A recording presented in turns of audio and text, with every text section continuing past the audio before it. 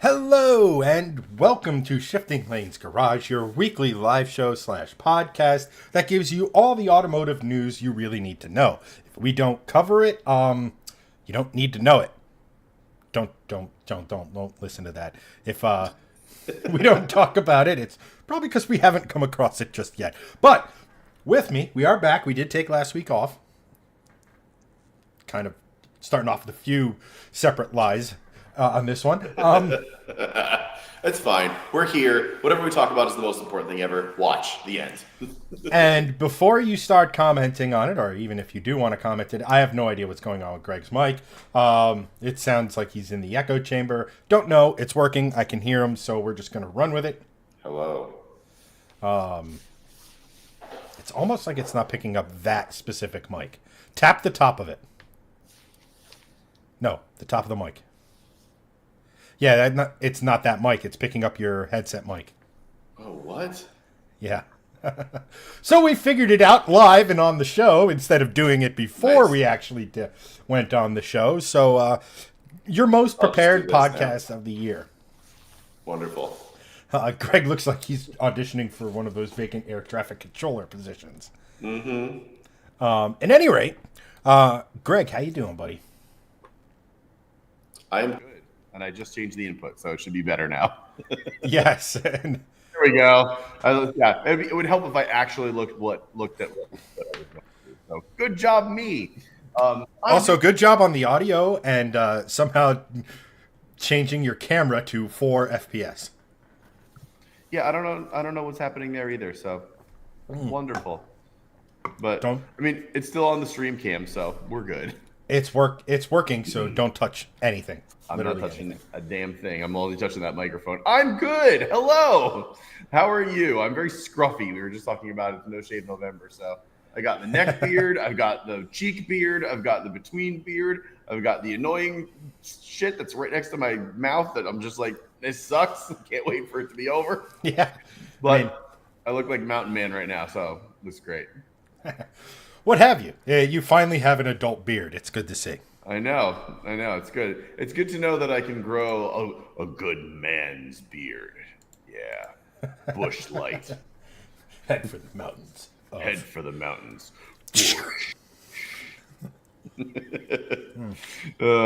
Which is something we don't drink on this show because water. But yeah, we got some cool news for you to talk about. We got some fun stuff. Bush Apple being back in stock at your favorite liquor store, in case you were wondering. That as well.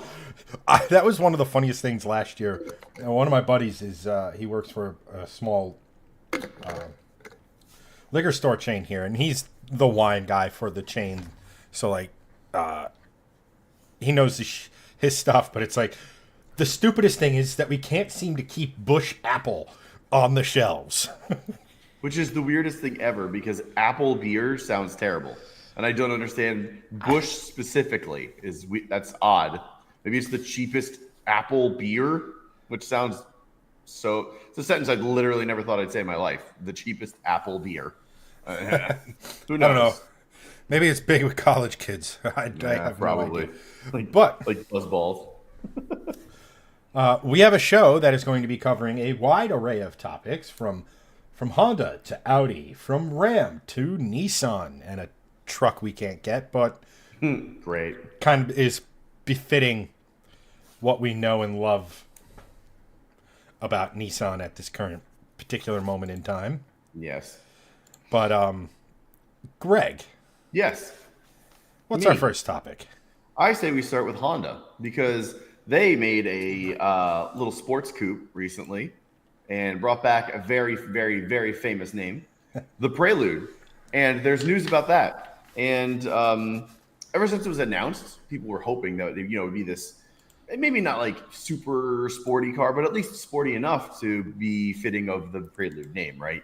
Maybe a manual option or at least a, very angry sort of naturally aspirated K-style motor. That'd be great, right? Well, it's a hybrid. It's got some Type R goodies slapped onto it.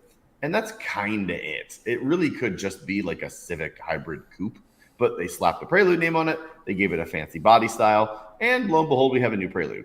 Either way, there are some disappointments about it. First and foremost is, well, it's not a manual. It's not getting a manual. There are rumors that there might be a Type R, but we have to go on what we know now. And right now, there is no Type R. It's just a regular Prelude. It's basically a Civic hybrid. It's a hybrid powertrain, and it is going to be around $43,000 here in the States. But in Europe, it's really bad news because for the around 230 horsepower that we're supposed to get here, it only has, 200-ish horsepower. I think it's 230 pound-feet of torque, but around 200, 205 horsepower in the United States and North America.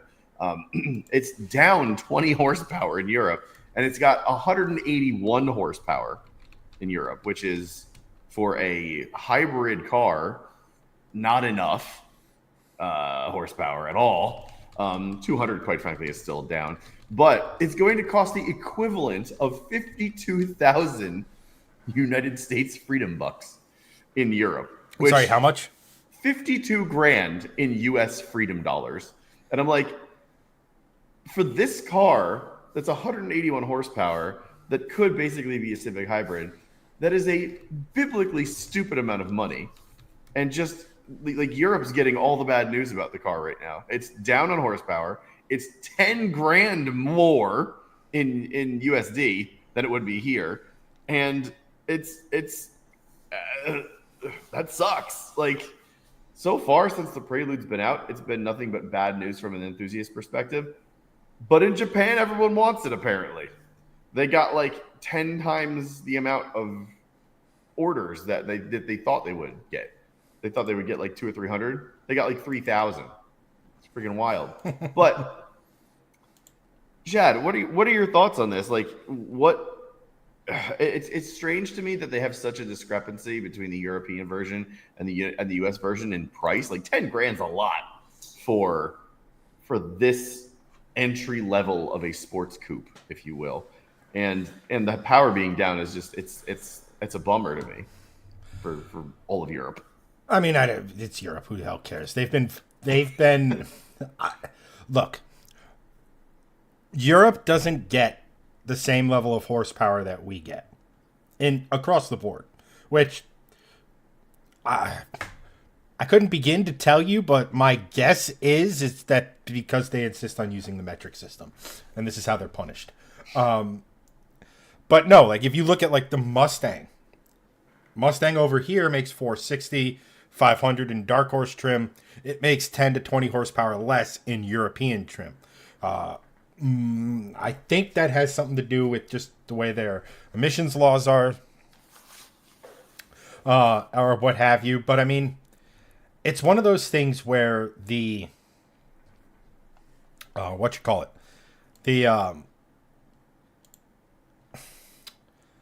it's not a big deal. Like, they're trying to sell you this enthusiast car that's basically a Civic hybrid that has some slightly better suspension, but doesn't make a lot of power even in tippity top trim at the moment. So like, I don't know. It's kind of another kick to them, but they're used to not getting it. Frankly, that car needs to have it needs to have a manual. I don't care the horse. Like, it would be. Let me put it to you this way: I don't think anyone would really care about the the lack of power if it came with a manual. What is the? Let me ask you this question: what is the stock transmission? That's a great question. Actually, I'm not sure. I'm sure Steve, our resident Honda boy.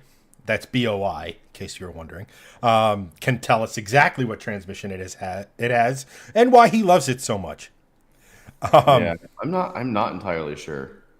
I'm just trying to find it. I'm looking at the article both on my phone, and I'm looking at a different article on my phone, and then another one on my desktop. I don't think it's a CVT. I don't know why that's in my head, but either way, it's either a CVT or a traditional planetary hybrid style transmission. Not a manual is the most important sort of thing there. But at any rate, while you look that up, Anthony, what's up, my dude? Welcome back. Good to have you on the show as always. What's up? Goes Bush Apple is low key pretty damn decent. um, Steve is in the show.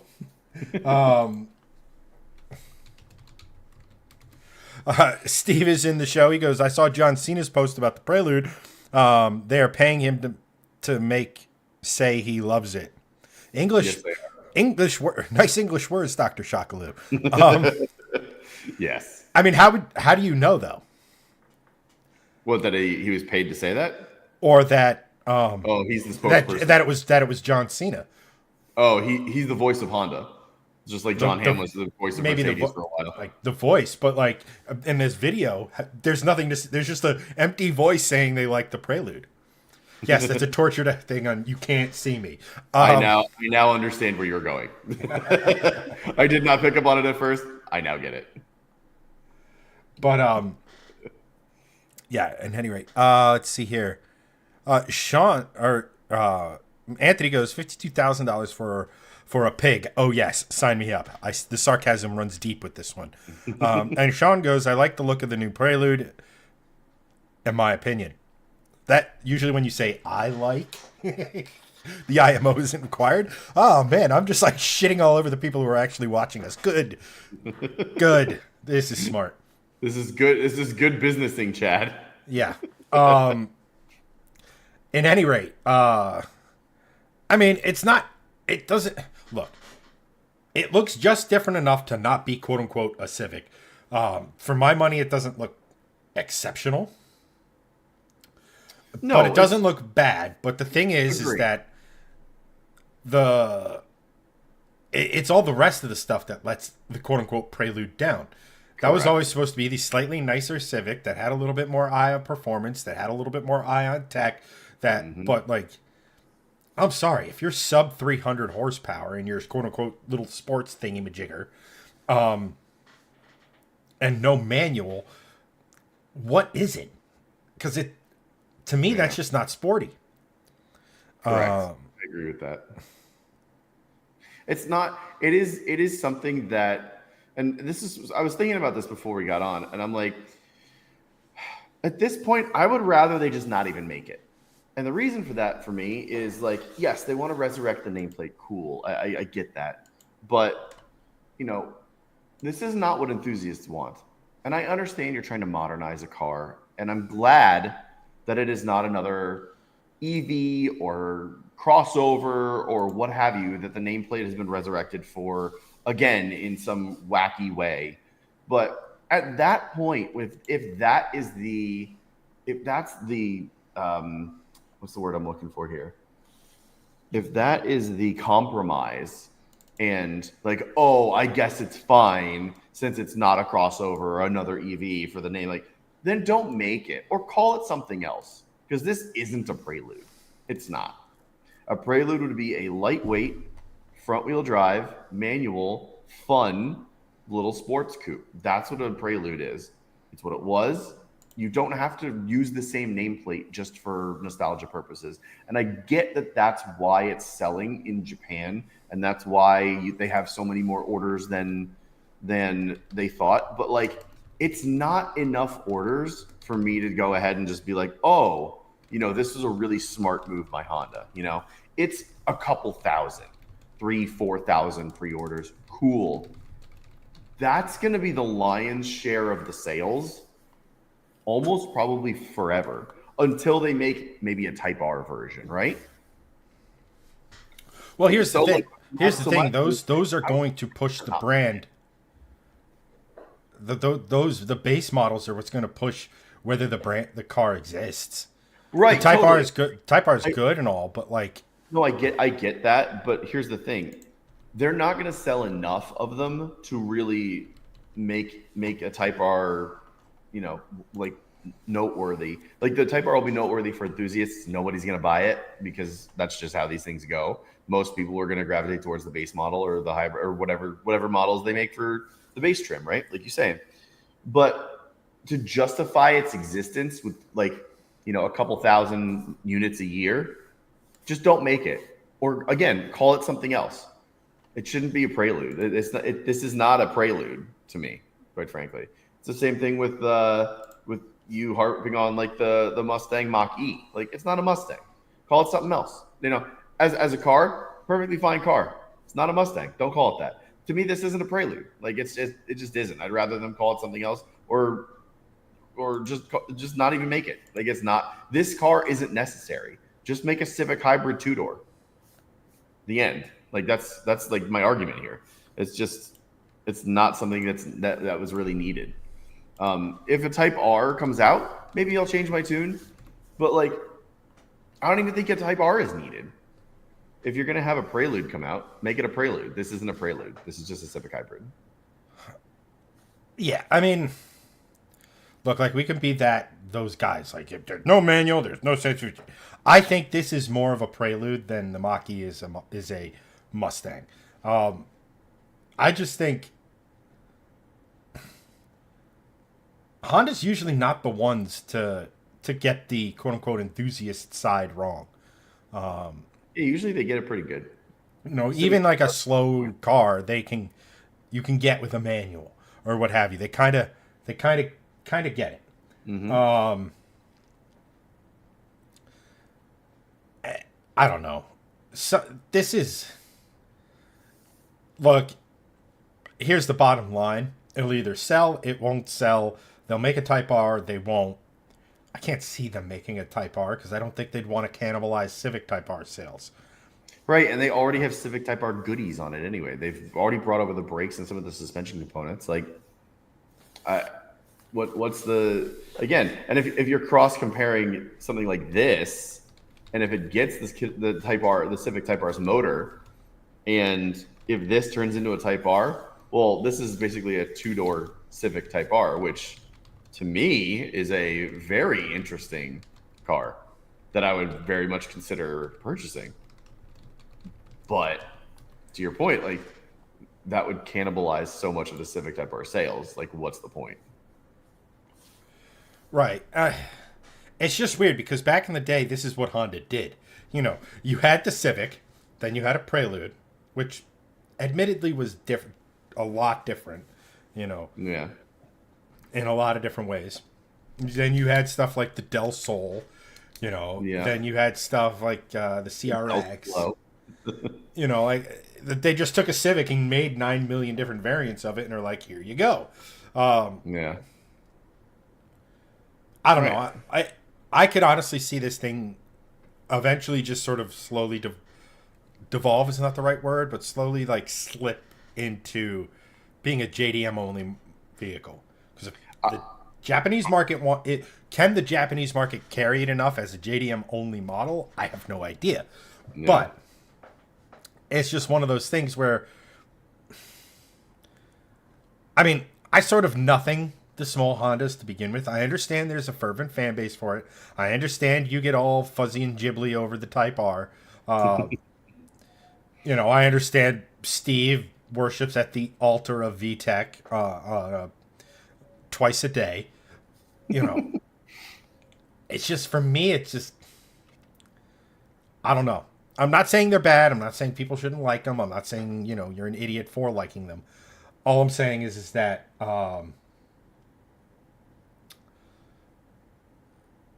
they're just it's not my bag. So it's hard for me to get passionate about a Prelude. All I'm looking at is, okay, it's supposed to be a fun little hybridy thing. Honda's already done the manual transmission hybrid thing with the CRZ. Right. Years ago. Mm-hmm. It's just, I don't know, man. Like I just do not see the point of a quote unquote special Civic that doesn't have any sort of specialness to it, if that makes any sense. It does, and they already have a special Civic. It's called the Type R. So, like, I don't know. I'm with you. I think that's a great take, actually. This as a JDM only thing would, I think, be very cool, because then you have like sort of, at least there's an air of exclusivity there, right? Oh man, I wish we got that. Or those in Japan that are looking to buy this could be like, ooh, I have something the rest of the world does not. It's not crazy special, but it's a car that's like, ooh, this is kind of interesting because, this doesn't They don't have this in Europe or the States. So there would be buyers that sort of buy it based on that, I think. But yeah, I think that's a great take. I would love to see this as sort of a JDM exclusive car, but alas, that's not happening, and it's going to be a worldwide exclusive. Means Yeah, and everyone. it just It's not exclusive at all. it goes into the fact that we're now at a stage where people our age are in their late 30s, early 40s, and there's stuff from our youth that we were like, ooh, that's pretty cool. And now the name's coming back. It's like name we've said this a ton. Names mean something.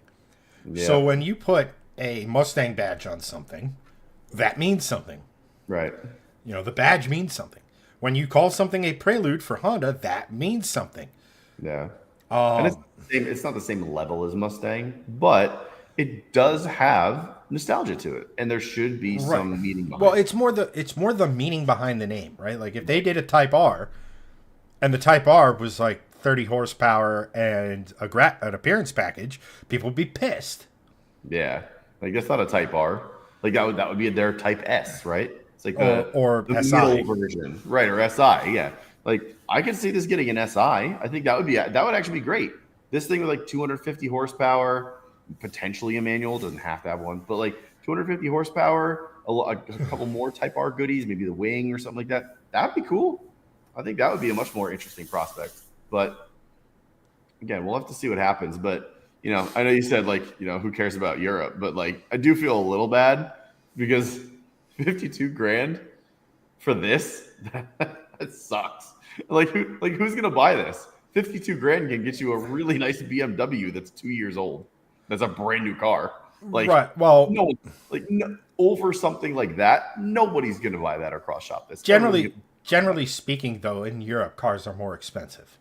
They are, yes, correct. But And lastly, it's $10,000 for a Civic.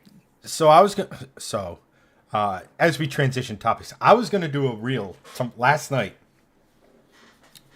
on this auto dealer where I found that some of the stuff in their inventory was insanely priced.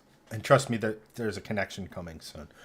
Like we're talking $160,000 for a Tacoma, even though apparently if you go on Toyota's configurator and just on their actual site and click yes to literally every single option you could possibly get for the Tacoma, you're over six figures, which is insane. But like we're talking about like tents and like all this other like random miscellaneous shit.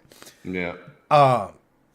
And they had other stuff on the site, like $170,000 for a Sienna, which is absurd. And then, of course, last night when I go to do this, it's like, oh, all of this has changed.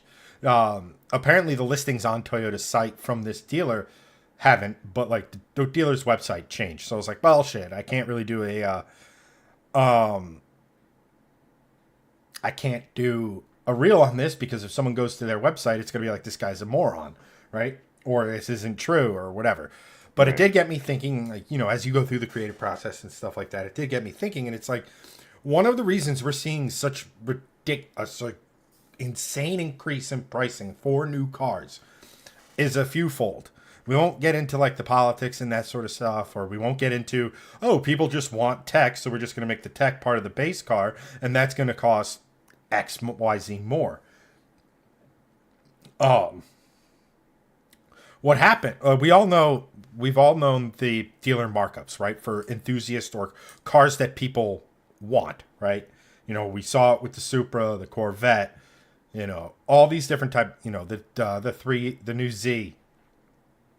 When they're brand new, the dealers are jacking the price up because they're being greedy, and they only get a certain allotment of these special cars, so they jack up the price. Well, what in turn ended up happening is that the OEMs looked at it and said, people are willing to pay these prices, and I'm not getting any of the money. Our stupid little peasant dealers are. We can't have that. So what ended up happening is that they started increasing the MSRP. Through no reason other than, the market says we can charge more for this. And now we ended up in a world where a Prelude, which is effectively a slightly fancy Civic, and I don't mean fancy from a performance standpoint, I just mean in a tech/comfort perspective, Now we end up with these a $52,000, effectively a Civic by any other name would be a Prelude sort of a thing. Right. So it's, and then of course, again, like we said, over in Europe, stuff is generally more expensive. Now, I would be interested to see, because again, I don't know all of the laws, I don't know all the regulations, but I do know, like, over here, you get a rebate depending on the type of electric vehicle you get, right? Yeah. I think there's something similar over in Europe for hybrids and things of that nature. So again, the OEMs are like, let's make the money. They'll get it back from the government, but we still get our money. You know, and it's typical bureaucracy. You know, and this goes into the greater conversation of, you know, we are rapidly. I don't mean. It could be, as in my estimation, it could be end of next year. We're rapidly running towards a point where new cars are going to hit such a ridiculous price tag that the bottom's going to fall out of it. People are going to stop. And all it's going to take is someone, whether it be someone using the Slate business model, whether it be someone saying, okay, you know what? I don't know if it'd be someone like Hyundai or Honda or where, but basically someone says and looks and goes, oh, our competitors are charging 10 grand. We can make a decent profit if we churn out a ton of these things and only charge X. Right. Then, you know, and then everyone else, all of their budgets, all of their, like, I'm telling you, if things don't change, we're going to head into a point where OEMs are going to just right in there, just totally F themselves.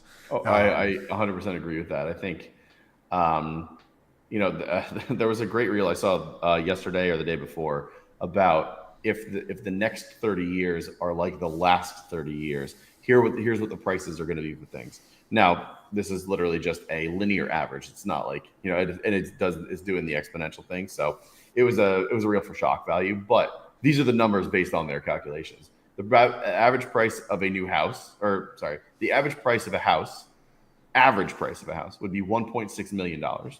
The average price of a new car would be $218,000. We're all driving McLarens. Yeah, no, that's for like a freaking Civic. I know. So like that, those numbers literally cannot happen. Like, no one would buy anything, and we would get into a point where the top 0.0001% could buy Civics, and that's it. Like, that's insane. It would never happen. Like, there would be an economic, like biblical economic crash if that happened. But to your point, like, that's where we're trending. We're trending into that direction of, like, things are just too expensive and people keep paying for them, but they cannot keep like paying for them forever. So these other business models like Slate are very attractive because they reduce cost and they bring a product to the table that is actually affordable, that people actually want, but it also turns the car into sort of an appliance with upgrades that you can just sort of, it turns it into like a PC build, if you will. So it's there are gives and takes there, but the pricing specifically cannot be sustained for much longer. Like, it's gonna, in the next 10 years, there's gonna be a major correction for sure. Right. And I mean, look, you can still go and find a Toyota Camry for not a lot of money. Like, not that $50,000. And not for nothing, it comes down to it, right? Like, we probably saw this more than some in just where we grew up, right, Greg? Because you saw the person, it's like, you know, when we were kids getting the cars, and it's like, oh, but it doesn't have XYZ feature, right? As opposed to just being an car with, you know, and what a high school kid needs, right? Yeah. You know, eventually we're going to get to a point where all these OEMs think, like, do people want tech? Yes. Do they want a touchscreen? Yes. Do they want that navigation built in? Yada, yada, yada. Not for nothing, that crap need not be expensive. Yeah. Need not be expensive at all. Here's what you do. Right. Like, I am shocked that if Ford and GM can come together to co-develop a 10-speed automatic transmission that they put in all their everything, full-size trucks, They're full-size SUVs. They're the Mustang, the Camaro when it was still a thing. If they can come together to do something like that, why can't they come together and just have, okay, instead of us paying whoever to build the computer that runs the infotainment system, why don't we just both come together and say, okay, here's the computer we're going to use. We're going to have a base level software for people who don't necessarily have an iPhone. Mm-hmm. And instead of being greedy, soulless ass crackers, they're going to say, okay, we were making X on this unit per vehicle installed, right? Let's keep that amount the same, but if we're making it for less, bring it down. Again, the economy of scale. Right. Because, not for nothing, and again, something General Motors doesn't seem to fucking understand at all, is that the overwhelming majority of people now, with their infotainment system, most people have a smartphone. Correct. Most. And almost every single person I know who has an iPhone and Apple CarPlay capability, they immediately, that's all they use. Correct. Its phone gets plugged in, or if they have the wireless version, boom, CarPlay's on their screen. Yep. That's what happens for me. This car does not have Apple CarPlay. My wife's does. Peasant. I know. It annoys the living shit out of me that it's one model year removed. My trunk also does not have a motorized trunk either. And it was the most expensive Volvo in 2016. And I'm just like, lame. But every time I drive the XC90, the only thing I use is Apple CarPlay. I don't use anything else. We've canceled Sirius. We've canceled subscriptions to that. We don't listen to terrestrial radio. We don't use anything. We don't use literally anything else in the car for infotainment system. Nothing. Immediately to Apple CarPlay. Don't touch anything else. So, but that's by design. Apple made a better infotainment system than anyone else because it just connects to the phone that everyone has and everyone wants and everyone uses. Right. It's legitimately going from it's the Windows effect, right? Correct. You have Windows on your PC, you know how it works. It may not be the best. Right. But you continuously get PCs with Windows because it's what you know, it's what you understand. The UI is all the same. It just makes sense. But again, in the future, some of this onus falls on the buyer, and I think Anthony made a point about how automotive loans that I wanted to touch on. At a certain point, people also have to understand that they live within their means. That's a great point. Yes, because again, you can go get that bare bones Camry that's going to do everything a Camry will do. Mm-hmm. Everything you need that sedan to do, it just doesn't have all the bells and whistles.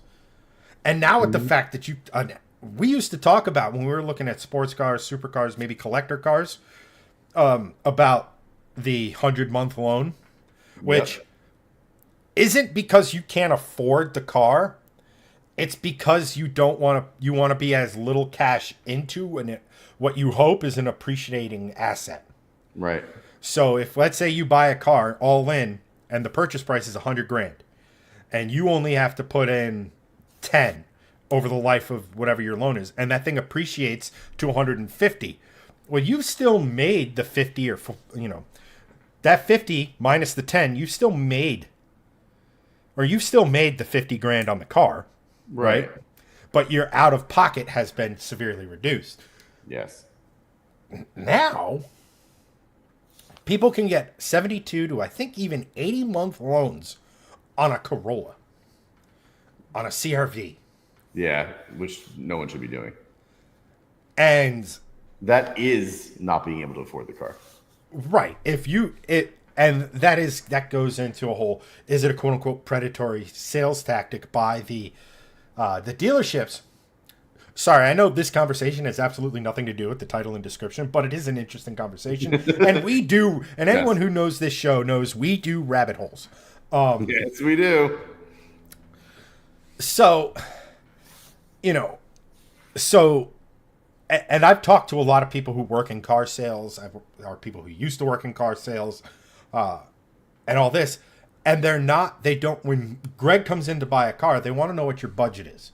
They don't want to know what you want to spend out of pocket. They don't want to know, I'm looking for something in the $30,000 to $40,000 range. They don't want to know that. They want to know, Greg, what are you looking to spend per month? Right.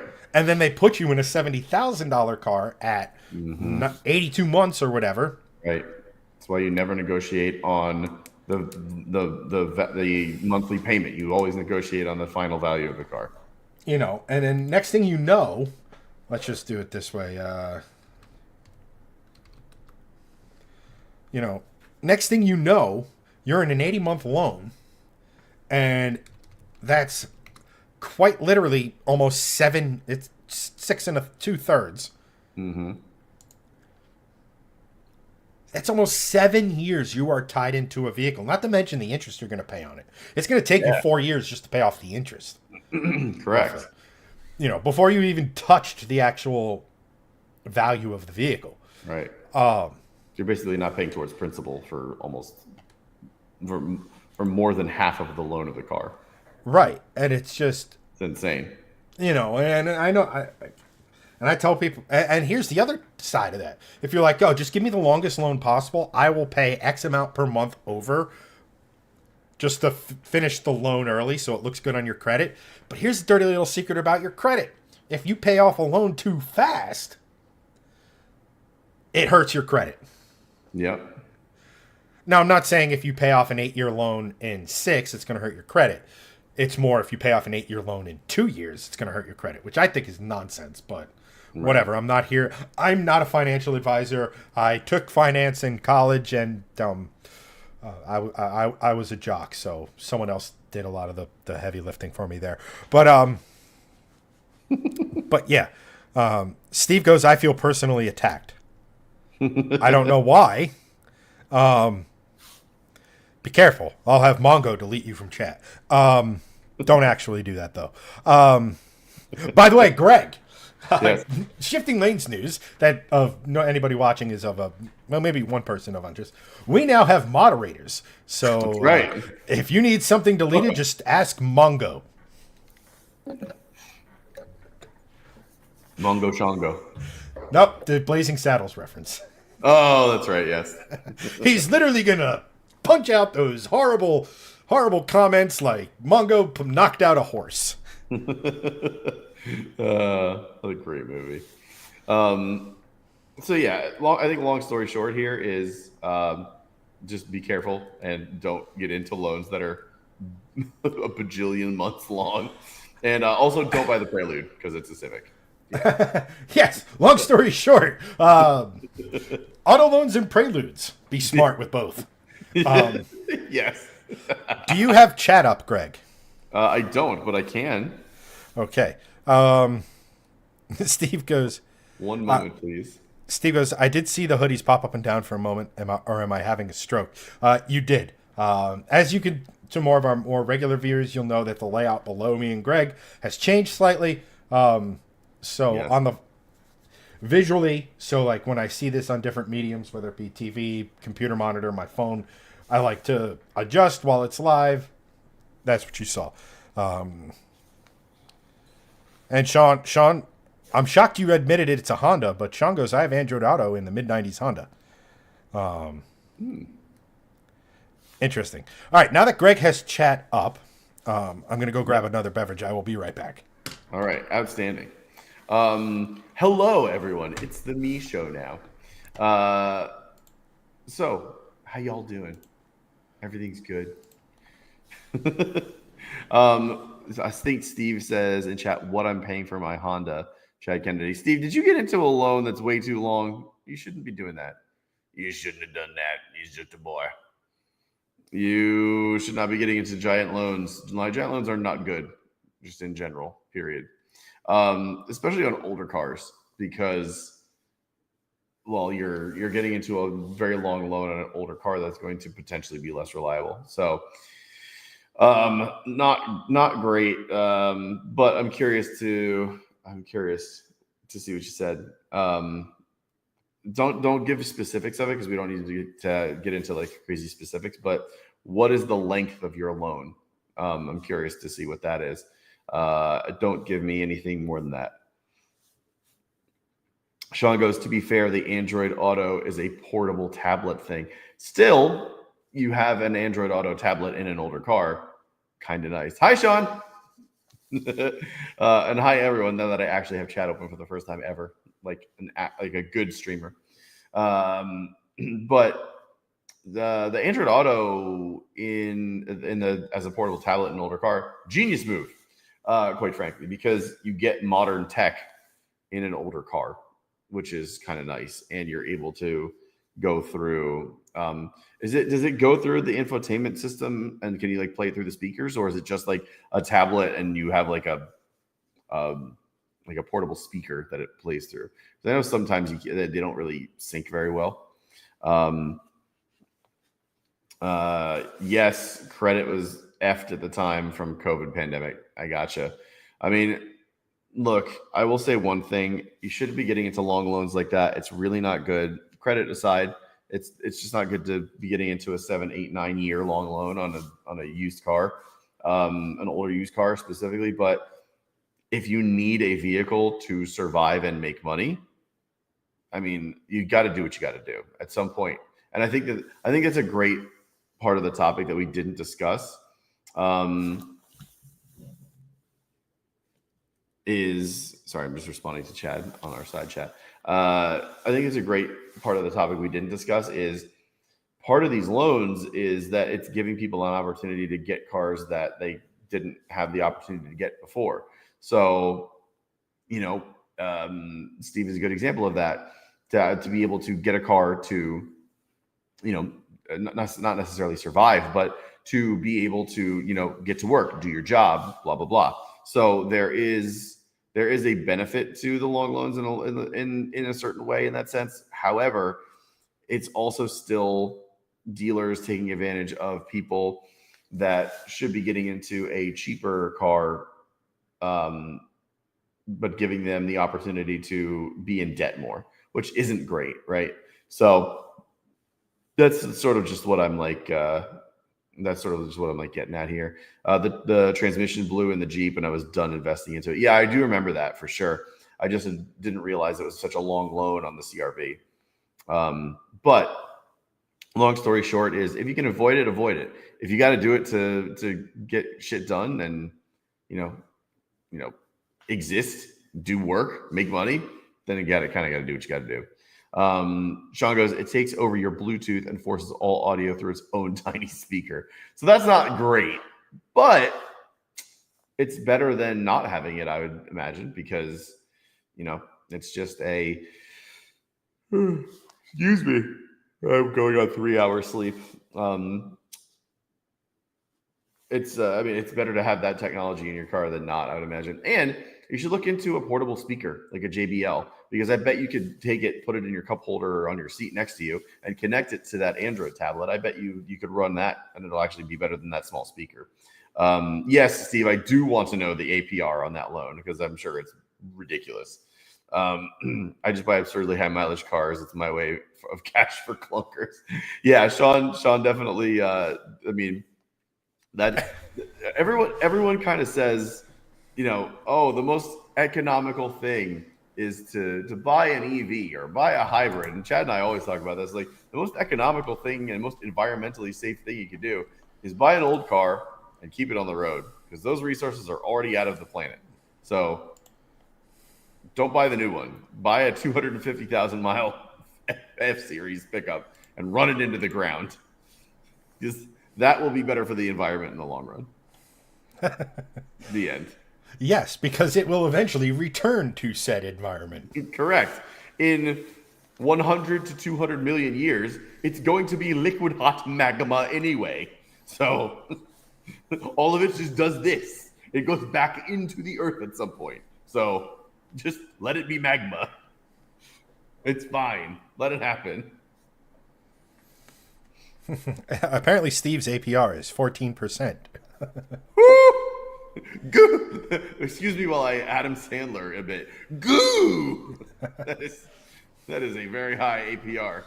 But again, to my point before, you got to do what you got to do at some point. We can sit here and harp on it like If you need a car to survive, get to work, make money, you got to do what you got to do. Amen to that. Yes. Chad, you had a topic that you pitched earlier. Since Yes. you're back, why don't you bring us into our next news item of the day? So, Nissan has done a thing I love that when isn't. car companies do things. You bite your tongue. So Nissan has done a thing, and it's a pickup truck, and it's a pretty beefed up truck that they're calling the Navara. Which, when I first saw this come through the news feed, I immediately thought, that's not the Frontier. I wonder if this will be coming to the United of the States. Before we get to that, let me just walk you through some of what it is. Number one, this is based on a Mitsubishi Triton. Apparently they share a platform not too dissimilar to what a lot of companies do, right? Now, this thing has been, however, it's not just, there's not badge engineering going on with this particular version. It started life as the Pro 4X version of the Navara. And then this thing went to finishing school in Australia, which, if you look right below Greg, you'll notice, yes, we have Australians coming on the show in 2 weeks. So you're not going to want to miss that. Haha, I didn't choose this just for the shameless plug, by the way.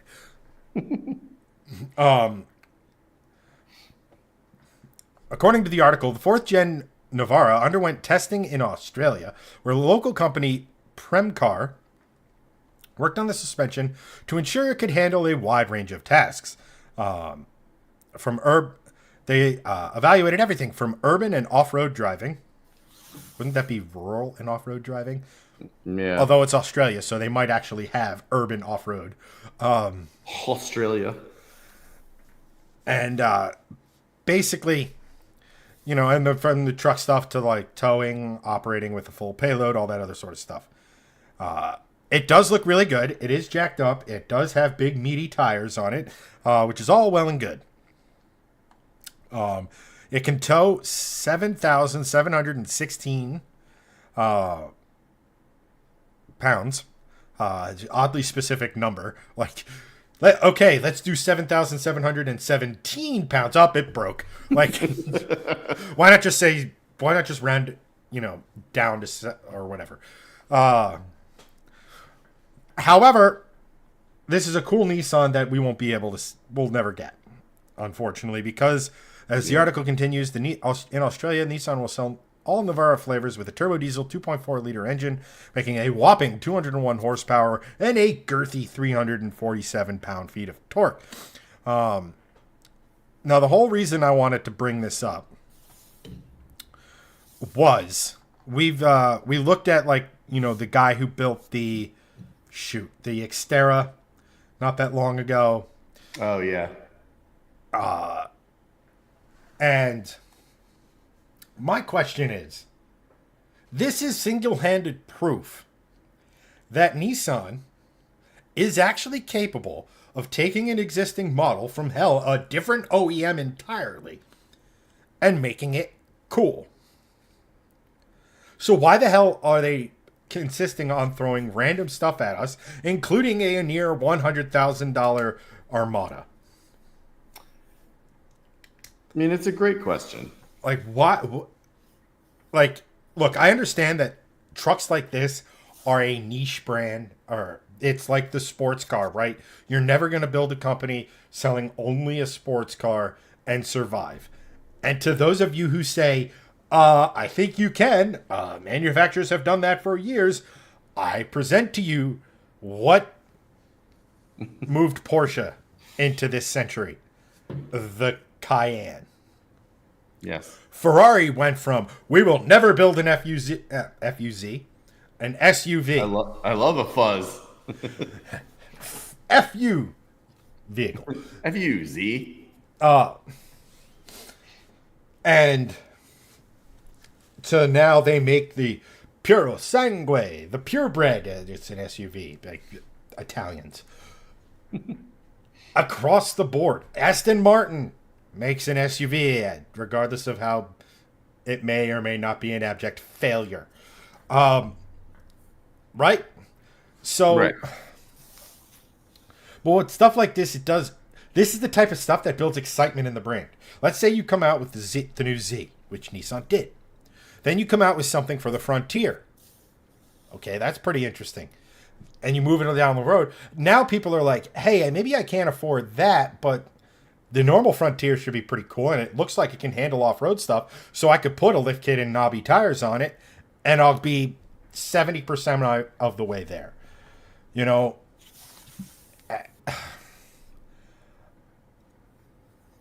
we were just talking about how Europe got shafted with the Prelude, which Yeah, this is the other way around. And now this is... I just... Guess what? Australians and Americans, even though we may not have the same vehicles, we have very similar tastes in vehicles. Right. You know, we may have done the muscle car with 2 doors over here. They did the muscle car with 4 doors down there. You know, all this other sort of stuff. You know, we do NASCAR where we only have 6 road courses a year. They do the V8 supercars. The mindset of the fan and the drivers is very similar. Like, if this would be successful in Australia, it'd be suffice it to say, something like this would be successful here. Look at the Raptor, the TRX. And we've always said, why doesn't Chevy do one? Yep. But it's a great question. Like, why don't they do one? You know, so I guess the question I'm going to leave you with is, if the rest of the world is getting the quote-unquote cool Nissans, do you see a scenario where where Nissan is no longer, like Nissan just cuts it down to 1 or 2 models here and focuses on the rest of the world, despite how big the American market is? No, I don't. I don't see that happening because OEMs are very stubborn and they are very set in their ways and they don't like change a lot of the time. The change that they do like is changing their cars to make them more money. And they don't like cutting models because that means less money. So, like, I think that you're sort of referencing the Isuzu model where they sort of started trimming and then they kind of went belly up. Like, they had a bunch of cars and then they went down to like 1 or 2 models and then that was sort of it for a while and then that's it. Mitsubishi did the same thing, right? So, like, that's kind of it. But now Mitsubishi's coming back a bit, but they've also focused heavily on crossovers and SUVs. Nissan has done that and they're not doing it very well and they're sort of failing spectacularly at it.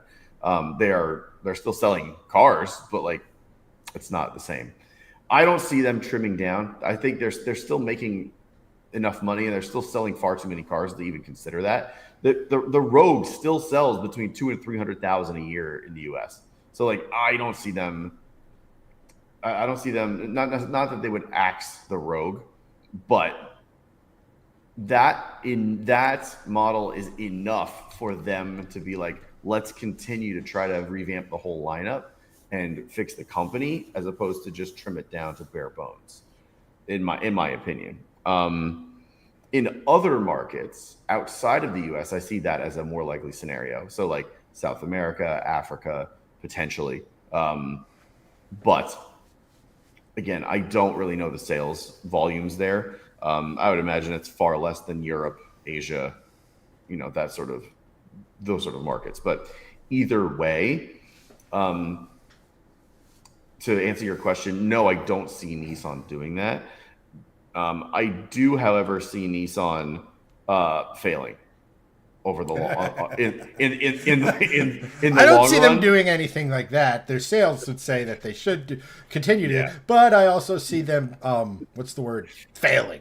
Yeah, but I mean, am I wrong? Like, I see within the next 20 years Nissan being not a company anymore. That's my take. I don't think that they are going to survive the long haul, the transition to other forms of propulsion, the very large shift that is going to happen in the automotive industry over the next 20 to 30 years. Like we've already had a pretty large shift. It's going to be even bigger over the next 20 to 30 years. So I don't see them surviving that. I really don't.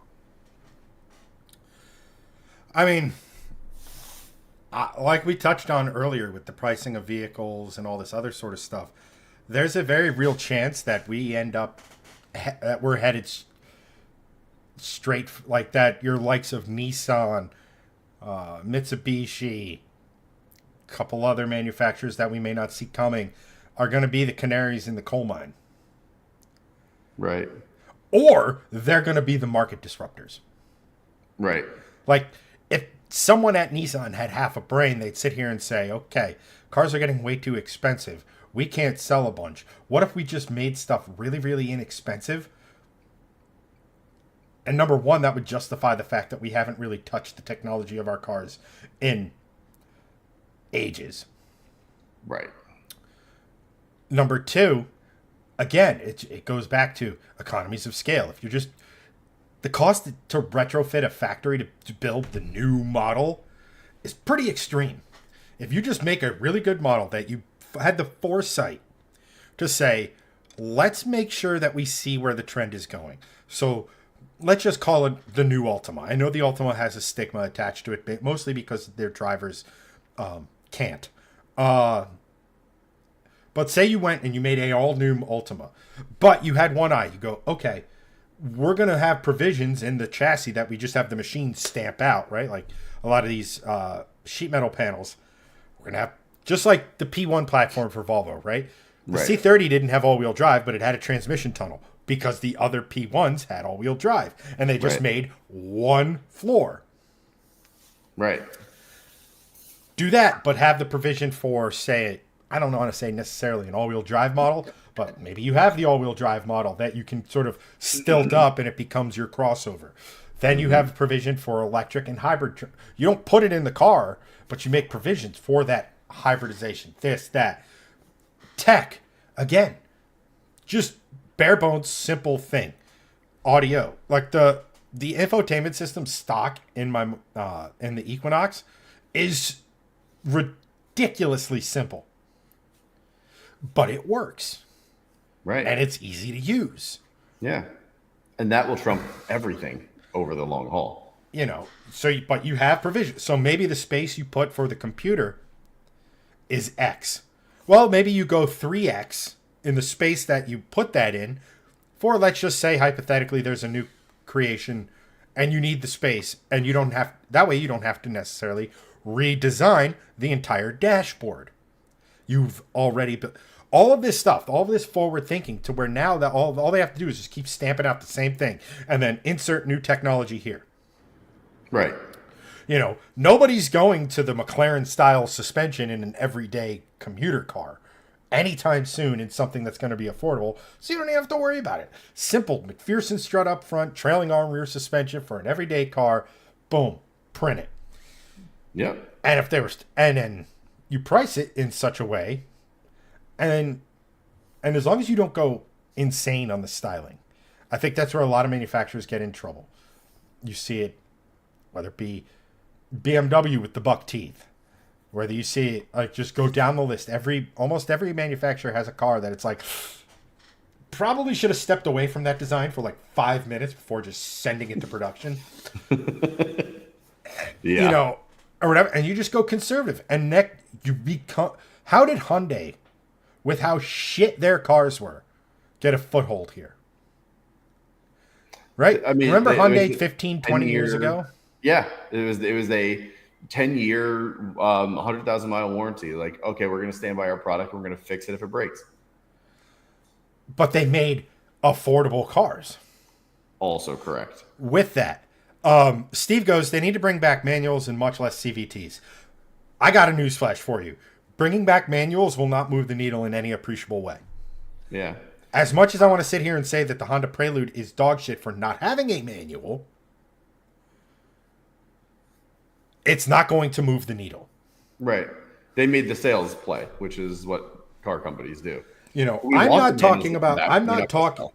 if, again, if you're going to go through the effort of saying, all right, let's get all the JDM manufacturers together and make a new infotainment system, do the same with the manual box.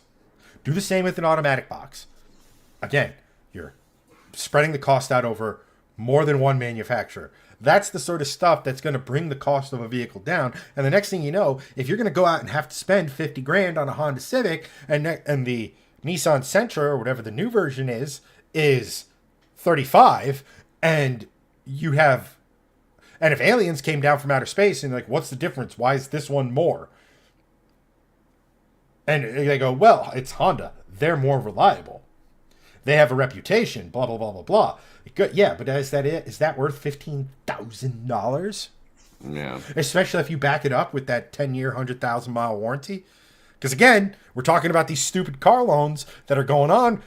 You know, you could literally have a kid when you start the loan, and they're going into middle school by the time you finish it.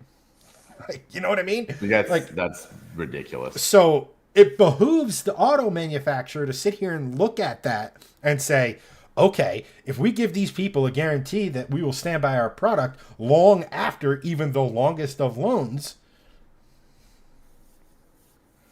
it starts to make sense. And it's not Rome building Rome in a day, but it's these little things that you can kind of compound. And that's why I'm saying it. That, like, Nissan just looks at it and goes, this is what we're going to be good at. We are going to build a 10-year car, a 15-year car that has provisions in it for different drive lines, different this, different that we don't have to completely redesign the wheel to do. Because think about it. If you design a car, say, that has a gas engine, but there's provisions to put a battery in it to make it an EV, well, guess what? 10 years down the road, say solid state is taken off. Now all of a sudden you have a vehicle, you can slap a solid state battery in, and you have a 600-mile range EV. Mm-hmm. That isn't a Nissan Leaf. Right. Game changer. That, in theory, because you've already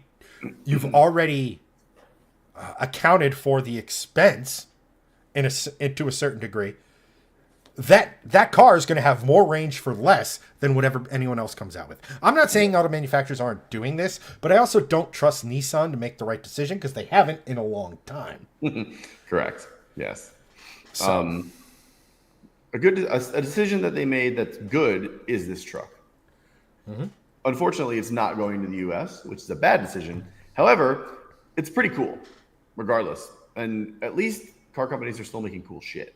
Like, that's kind of nice to see. It's not another, again, going back to this, it's not just like, we've slapped a wing on a sedan. Here's your new Performance Plus package. Like, this actually looks like a pretty good piece of kit. Right, and they started with a Mitsubishi. They made some tweaks to make it a Nissan. And then they took it up a level to where when you look at this thing, you don't immediately think Mitsubishi. Correct. Like, if looking at this, to me, there's no Mitsubishi on the outside. This looks like a proper Nissan, like, off-roader truck. Right. So, I mean, this does give me hope that they're at least thinking along those lines. Yes. Or what have you. Let's see here. Let's see here. Sean goes, I don't understand how Mitsubishi is still alive in North America. I don't either, because I can remember 10 years ago going to the New York Auto Show, seeing the Outlander and being like, I give them 5 years. Yeah. Well, I remember talking to, that's a good point. I remember talking to some of the PR reps, and they're like, yeah, we kind of just don't care anymore. They didn't use those exact words, but they were just like, yeah, we sell what we sell. And I'm just like, your company sucks. Like, what the fuck? But now, I mean, they're actually doing pretty decent with the Outlander and some of their smaller SUVs. But, like, you know, they're not selling Honda levels. They're not selling Toyota levels by any stretch of the imagination. But they are no longer a company where their PR reps can go, yeah, we sell what we sell, because they're on the up and up and they're trying to actually, like, make money now. So, but yeah, I also don't know how they're, given that mentality that they had, 5-10 years ago, I am a little shocked as well that they're still around. Right. And then Sean goes, before we move on, I think long-term loans are goofy considering the time the loan, the car can lose enough value that it becomes a $1,500 marketplace special by the time you pay it off. That's why anyone I talk to who's looking at buying a new car and financing it, I tell them you absolutely are, you have to get the gap insurance. There is no, in my estimation, there's no reason not to. Is it a little extra money? Sure. But nobody wants to be in the position 5 years of owning a car into a 7-year loan, and God forbid you're in an accident and it's totaled, and the insurance company's like, here's your check, and you're like, that's great, but I still owe $3,000 or $5,000 more than that on my car. And now all of a sudden a really, really bad day. You've gotten an accident that was so bad that it totaled your car, and now all of a sudden you went from having a car, being fine, to not only not having a car, but having a big, again, a it could be more, a $3,000 to $5,000 bill associated with it.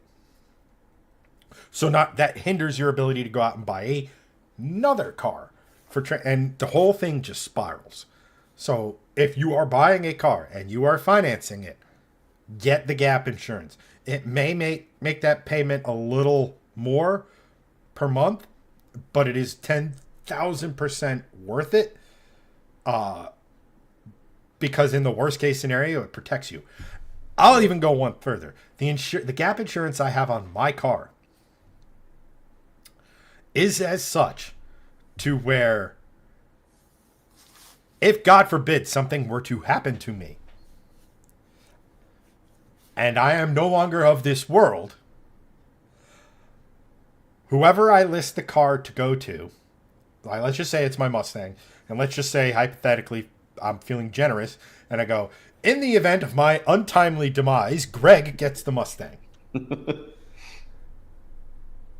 Greg's like, I don't want it. I don't want a car payment. Right? It's cool, right, but I don't want a car payment. I can't afford this extra car. Well, my gap insurance is if I go and Greg gets the car, the loan is done. Free and clear. Free and clear. Yeah, see, that's awesome. One, thank you for giving me your Mustang. But I said, no. What if? No, but that's great, and that's sort of how my family's insurance is set up. It's like, okay, well, in the case of my untimely demise or Kate's untimely demise, the life insurance payoff on that is such that the house gets paid off essentially, right? You do it at that level where you get your largest thing that you have debt on, and you ensure that your family is covered on that. And it's the same thing with your car. Like if whoever the car goes to, the car is paid off, so it's not a burden on the next person that it goes to, or the next family member, or whoever. So, but that's the great thing about gap insurance in that sense. It's just like you are covered, and so is the next party involved, whoever that may be. Yeah, yes. But agree, get the gap insurance. It's worth it, especially if it's very cheap, and it's an option to do for an extra couple bucks a month. Yes. So, I think someone went to bed. I believe it was Steve. Good night, Steve. So, at any rate, let's see here. Sean goes, I feel like insurance has gotten out of hand. What would you know? You pay like 5 cents a month on car insurance. Sean is the outlier to car insurance. So, we got time for one more topic. I apologize if this is going to come as a little bit of a shorter show, but we both have things we need to take care of. Unfortunately, so instead of no show like last week, we wanted to come on and give you guys at least something. But, something for you. Greg. Yes. I will put it into your hands. Ooh, all right. Actually, you know what? No, I won't, because I actually want to talk about one of these things. I'm going to give you a choice, and nope, never mind. I'm going to give you the illusion of free will. I'm going to give you the illusion of choice. Here's what we're talking about. You have the choice to like it, and you have the choice to also like it. You have the choice to talk about it. That's your choice. No, I was going to sit here and say, we'll touch on it really quick. There's an off chance Audi is going to be bringing the RS6 sedan to the United States, which I immediately looked at and go, ooh, that's actually big news. That's pretty good. And then I went and I read along. I'm like, wait a minute. They already have the R6 Avant. Mm-hmm. And this is going to cannibalize sales from that, I think. Definitely. Which means the wagon won't be as popular and it might go away. So, definitely. no. If you want an RS6, you get the wagon. And again, you have the option to like it or you have the option to love it. That's right. The end. And keep loving it so that they bring the RS4 here and the M3 wagon here and the M5 wagon is here. But then Mercedes could bring the C-Class wagon over here. Just love the wagon so they bring more hot wagons here. The end. Exactly. So, we're going to move on, and we're going to talk about something that I find particularly interesting. And I know we don't necessarily talk, when Greg's here, we don't talk a ton of motorsports. However, this is a pretty tortured transition, but I'm going to make it anyway. It's good. Keep going. Roll with it. Since we were just talking about a truck, let's talk about NASCAR trucks. Haha. Nice. So as most of you probably already know, Ram is returning to NASCAR in the Craftsman Truck Series next year. Their effort is going to be headed up by Kaulig Racing, who's going to have a total of 5 cars. They have 4 full-time drivers, and that 5th car, people have been speculating what the 5th car is going to be. There's been speculation on whether it's going to be this all-star truck, where they're just going to bring back people who have name recognition into the truck, who obviously have Mopar connections, and what have you. Tony Stewart's name was thrown around. I did a reel on it. You should go watch it. But in the last couple of days, what they've said now is that they're going to do what's known as a free agent truck. This truck is going to be supported by Ram itself, Stellantis, whatever. The OEM is supporting this as opposed to, Joe's Barabons sponsoring the truck, for example, right? Right. And what the free agent truck is that every week there's going to be a different driver, or different than the previous week. I don't know exactly. I don't think they're going to have like 30 or 36, however many races the truck season is, different drivers. They might, but they're going to be digging deep. That's a lot for that many drivers. But I also think this is we've been hearing all these things: all-star truck, free agent truck, this truck, blah, blah, blah. Who's going to drive it? I think this is sort of where it's all coming from because someone's picked to choose. But the premise is they're not going to announce who the driver is until the race weekend that driver is participating in. Which means we won't know if Tony Stewart, for example, is driving the truck at Martinsville until the week of Martinsville. We won't know if Cletus McFarland is going to be driving the truck at Daytona until the week of Daytona. Yeah. So that kind of sucks because then if you're really looking to see someone and you're in that area, you're like, ooh, I could go there. And wouldn't that help increase sales a little bit? I don't know if they necessarily care about. Well, I'm sure they do care about ticket sales. Yeah. And the fan, but I think they also are trying to build that hype. And the fact of they may have, let's just say the season's 30 races. They may have 10 guys who are like, these guys are going to move the needle. And then they have 20 guys who are they might be a World of Outlaws guy. They might be a sprint guy. They might be a modified guy. You get the idea. They're big in their pond, but the pond isn't very big. And it might detract from the interest in them. Whereas people are going to be tuning in. Oh, it's this guy. Or it's this guy. I think it's just to keep the buzz high. Yeah. Or what have you. I get it from what you're trying to say, but I also understand it's unless it's a big name every week, you're going to want to tune in because it's like the WWE doing a mystery opponent, right? They just did a mystery opponent for some John Cena's tournament or whatever. And it's so-and-so is going to be fighting mystery opponent. And everybody's like, oh, who's it going to be? Is it going to be this guy? Is it going to be this guy? Is it going to be this guy? Ended up being Matt Cardona and some other guy who had their moments, but they're not The Rock. They're not Stone Cold Right. Steve Austin. Like, Right. right? Like, it's not a big name. but people are like, ooh, who's it going to be? Right. And I think They that's tune in for that. I think that's what Ram is going for, and it's going to. I personally think it may increase ticket sales for the truck series on site because people are going to be like, ooh, I wonder who it could be this weekend. Or, hey, if I have the tickets to this race, and let's just say Tony Stewart's coming, suddenly my $40 ticket just became a $150 ticket. I can make some money on it, right? And if it's insert World of Outlaws guy here, that's really cool. I like that stuff. I'm going to go to the race. Or even if it's Stewart, or even if it's whoever. Right. I get that. I think that's a cool idea in the sense of like it's a mystery. You want to tune in to see who it is, but you also run the risk of just like, oh, it's not Tony Stewart. It's Snoop Dogg, and then everyone's like, oh, well, who gives a shit? They immediately tune out because that's the whole reason that they tuned in for. But to your point, it'd be far more interesting to see Snoop Dogg drive a truck than Tony Stewart. So and we can run into it. That would bring us something literally where an announcer could say, and Snoop Dogg has rear-ended Frankie Muniz. Right. So there is that. Like, but is that making it too much of a spectacle and less of a race at that point too? I don't think it necessarily is because I don't think they're going to just bring. Let's put it this way: if they bring in some schmuck and he's just like, they're not going to bring somebody in who's going to be a liability on the track. Sure.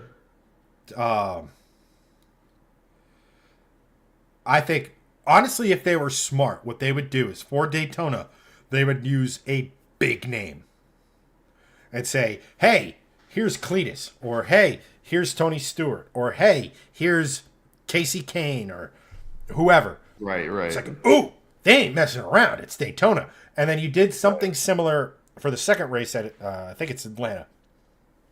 And then as the season progresses, you have 3-4 guys that are, again, deserving of the seat, good race car drivers or even great race car drivers in their chosen discipline, but maybe don't have the brand recognition. But everybody's going, well, the first couple of guys were this. Or, hey, it's 20 weeks into the season, it seems like every fifth race they have a big name.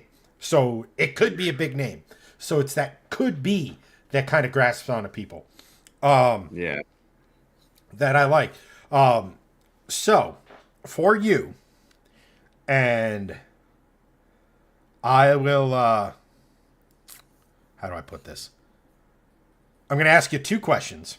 The first question is, Chris 3D Prints over on YouTube asks, what's the car behind you? Ooh.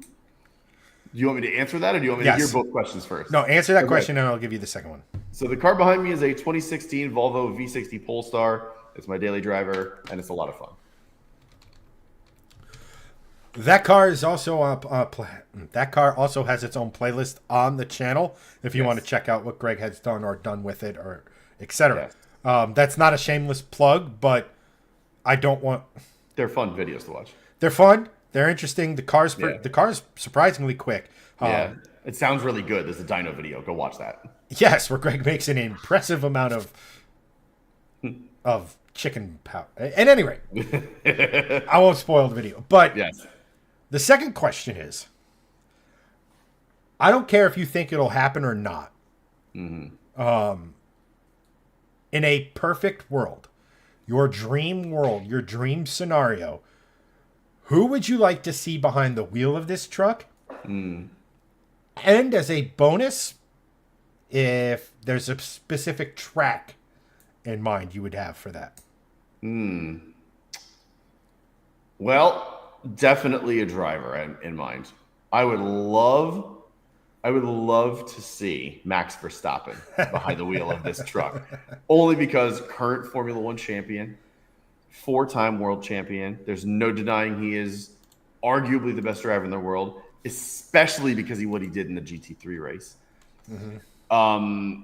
And his prowess of just like getting in a car and just instantly knowing what to do with it. And I'd love to see it at Daytona, because Daytona is that track where it has history.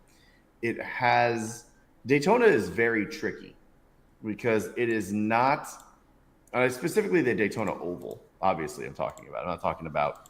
They don't race on the Roval anymore. No, I know that, but because I'm talking about a Formula One world champion, I'm not. I don't want anyone to get it twisted that I'm talking about the Daytona 24-hour course or whatever, right? The Roval, any sort of setup other than the Daytona Oval. But Daytona is a tricky track because it's got banking. It's a tri-oval.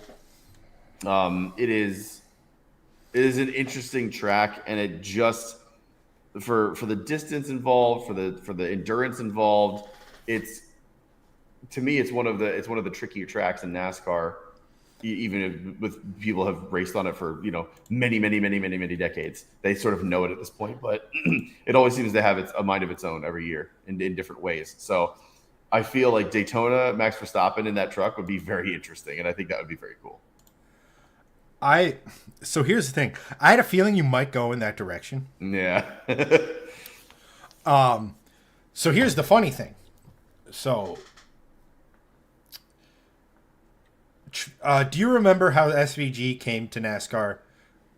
Basically, Trackhouse so Trackhouse Racing, the team he races for now, they started out with the number 91 car, and that had a whole mess of different drivers behind the wheel from different disciplines doing different things. And SVG was in the 91 on Chicago on debut where he won. And everybody's like, dude, it's different.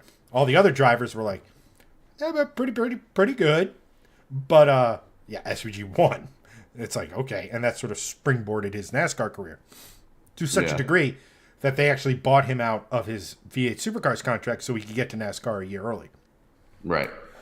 I love that idea. But the point is that 91 car as an open car is coming back this season.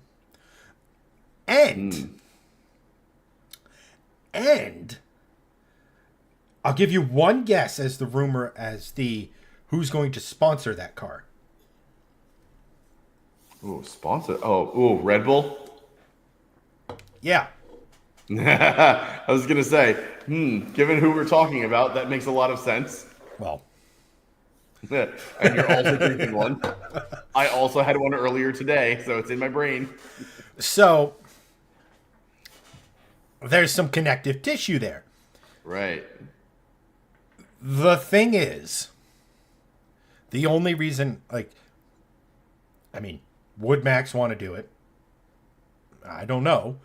That's number one. Probably not, but I honestly think if you put him at the right course, he would. Yeah, I would. If you get, let's put it this way. Well, yeah. It's like, hey, Max, go race at Bristol. Have fun. And everybody else is like, yeah, that's Max Verstappen. We're going to show him the chrome horn and let him know Rubbin's racing. Yeah. Oh, you got to the apex first. Oh, that's a shame. I got here second. Guess where you're going? That way. To the wall. Yeah. A road course. But I do think, one of the coolest motorsports events on the calendar for next year that I'm very excited for, I'm debating trying to go to it. Debating trying to, see if I can get press creds now for it, is the road course race in San Diego on the Navy base. Yes, that is a very interesting one. So it's a road course. It's a very interesting road course. Well, it's not a road course. I guess it's a road course in the sense that it's kind of a street course, but it's not as tight as a normal street course, but it's also not a permanent facility for motorsport. Yeah. But could you imagine you're coming around a corner and then you have the track here in front of you and off to the right you see a Nimitz class fucking aircraft carrier? It's pretty badass, to be honest. You make another corner and all of a sudden there's JFK's PT boat or something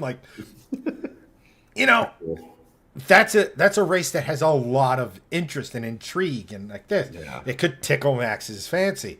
The only reason why I say this isn't a could happen, you never know thing to I don't think it will, is what happens to Red Bull next year, the Formula One team, with the new car, specifically their engine. Yeah, good point. It's getting Ford branding. Yeah. Trackhouse races Chevy. Right. Now, it didn't seem to matter when he was in a Red Bull car and drove a Ferrari at the Nürburgring. But F1 brand loyalty, especially since we're not that far off from getting a GMV Ford in Formula One. And Right. GMV Ford has carried NASCAR for decades. Obviously, Toyota came in and kind of did their thing. But, Yeah. But you make good points. you know, but I do think Max in a Ram is like, okay, it's not a Chevy, it's not a Ford, but it's still kind of a Ford rival, but it is, whatever. As a spectacle, could you imagine if Max is like going toe to toe with SVG in a fucking NASCAR truck? Like That would be ridiculous. That race. Let's just say hypothetically, Max says, "I'm racing the Ram truck at this date on this road course." You know for sure, for damn certain, that both Connor Zilich and SVG are going to be like, "I don't care what you have to do, Trackhouse Racing. Get me a truck in that race."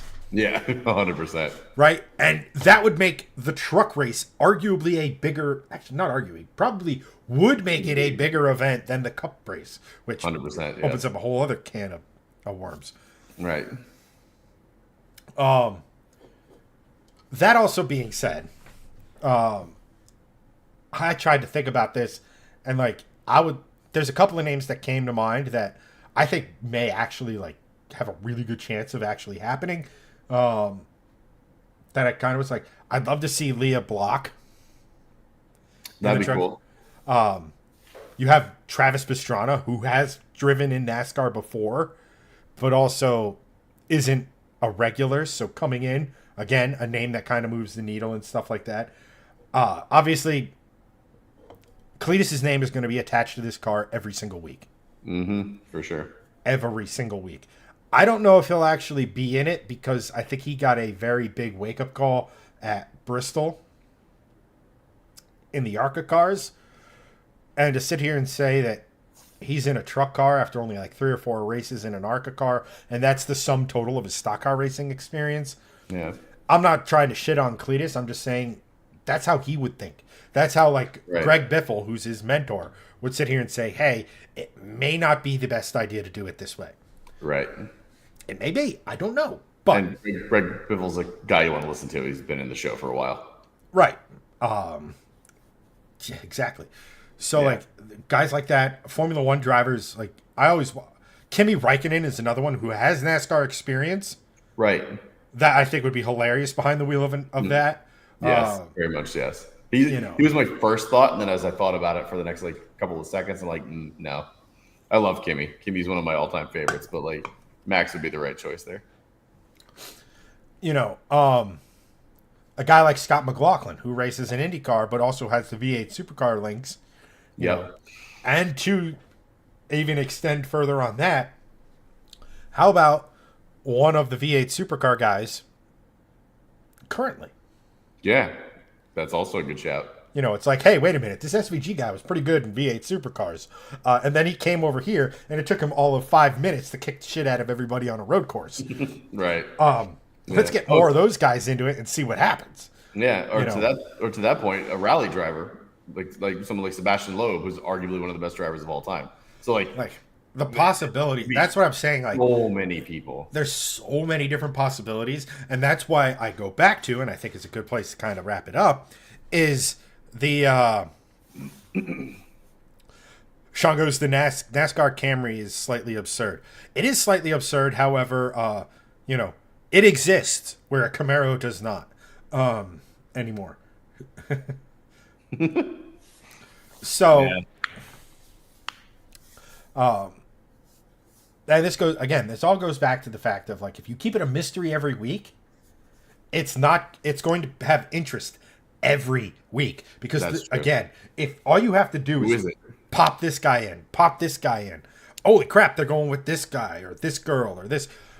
One of my favorite drivers of all time right now, one of my favorite drivers of the moment is Jordan Taylor, and his alter ego is Rodney Sandstorm, which is hilarious. This is the best. And that persona, in addition to being a driver, is also a giga Jeff Gordon fan. So you know if there was an opportunity to make it work, having someone like that in it was it. So that's why I think like keeping it a mystery every week and at least letting the giving viewers or fans or whoever that it could be that. Wait a minute, it was some guy who races a wing sprint car who arguably has the biggest testicles of anyone on the grid. If you've seen any of those 410 drivers on dirt, how they drive, but Wild. they're not necessarily well known to the rest of the world. Sure. Or the greater, motorsports fan, because frankly, we all only have so much time, and we can only consume so much motorsports. But then, they have Travis Pastrana. That's pretty cool. Oh, wait, they got this dude from Europe. This Australian's going to be, like, I think Ram coming in and doing something like this is huge. It's fantastic for the sport as a whole because it's going to be bringing different eyeballs. It's going to be bringing different motorsports fans all into the sport in a division that isn't even the top flight of the series. Like, imagine it'd be like if someone in Formula 3 was like, and in today's car, Dale Earnhardt Jr., right? Like, all of a sudden, NASCAR people are like, what the hell is F3? And they watch that. They're like, ooh, this open wheel stuff's pretty cool. So, but on that note, I think that's, and December the 3rd, 8:45 Eastern Standard Time, we have actual real-life Australians on the show. One of them, real-life Australians, they exist. They do exist. They're not creatures of myth we've been led to believe. And they're both fairly heavy hitters in the Australian motorsports scene. So it's Sean mentioned Utes. Well, we have someone who's pretty high up in the Utes series over there. You know, another one who's huge on social media and things of that nature. So like, you're definitely not going to want to miss that show. But for this one, that's going to be a wrap. And even though Greg's been through the ringer a little bit this week, I'm not going to let him off the hook. Send us out with your dad advice for the week. Yes, my dad advice for the week is the power in the phrase "I was wrong," and I say that because it's very easy to just try to be correct all the time, and this could be good in many aspects of life, specifically with what's happening a lot in the world currently, but also just in being a dad. You talk to your kids. And, we grew up with boomer parents that were just like, no, it's my way or the highway. I'm always right. Never wrong, right? Never wrong, correct? That was a little hard to follow there. But taking a step back and admitting fault is a very powerful tool. And it doesn't mean you're dumb. It doesn't mean you're a bad person. It doesn't mean you don't know anything. It just means you're trying to evolve and trying to keep learning, which is something that we can all, really, really do these days. So my advice is to, maybe sometimes you can admit you're wrong once in a while, and that's not a bad thing. It's actually very powerful. Absolutely, because if you can sit here and be honest and say I was wrong, you're going to be more trustworthy. So when you sit here and you stand on it and go,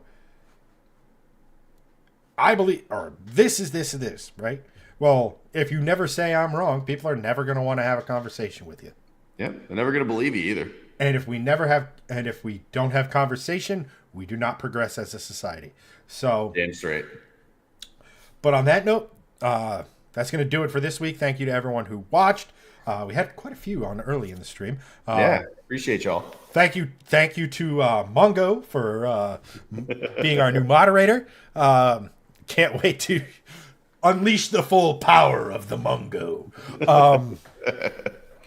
Hopefully not. Hopefully he has the easiest job in the world and doesn't have to do squat. This was just a taste of the Mongo.